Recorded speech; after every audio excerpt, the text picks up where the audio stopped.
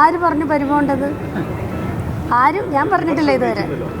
അല്ല ഇല്ല ഒരു പരാതിയല്ല. പരാതിയെന്നോ പരിഭവമെന്നോ നിങ്ങൾ അതിനെ വ്യാഖ്യാനിക്കുന്നതിനോട് എനിക്ക് വിയോജിപ്പുണ്ട്. KPCCയുടെ മാനദണ്ഡങ്ങളെക്കുറിച്ച് മാത്രമേ ഞാൻ പറഞ്ഞിട്ടുള്ളൂ. പക്ഷേ ഇന്ന് ഞാൻ അതൊന്നും പറയാൻ ആഗ്രഹിക്കുന്നില്ല.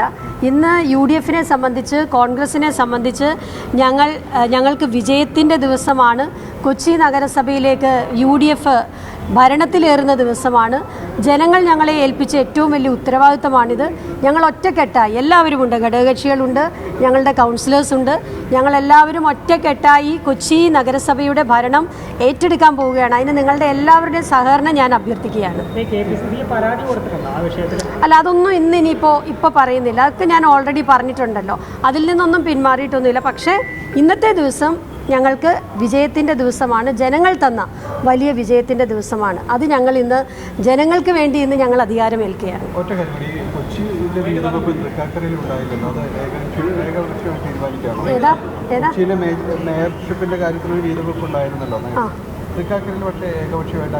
അല്ല, തൃക്കാക്കരയുടെ കാര്യത്തിൽ അത് MLA ഉൾപ്പെടെയുള്ളവർ അത് KPCയുമായി പറഞ്ഞിട്ടുണ്ട്.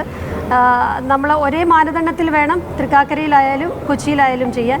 ഒന്നുകിൽ KPC മാനദണ്ഡം, അല്ലെങ്കിൽ ജില്ലയ്ക്കകത്തൊരു മാനദണ്ഡം അത്തരത്തിൽ സമവായം ഉണ്ടാക്കേണ്ടതായിട്ടുണ്ട്. അത് ഞാൻ പിന്നീട് പറയാം. അതിൻ്റെ അകത്തൊക്കെ ഉള്ള കാര്യങ്ങളൊക്കെ പാർട്ടി വേദികളിൽ ചർച്ച ചെയ്യുന്നതായിരിക്കും.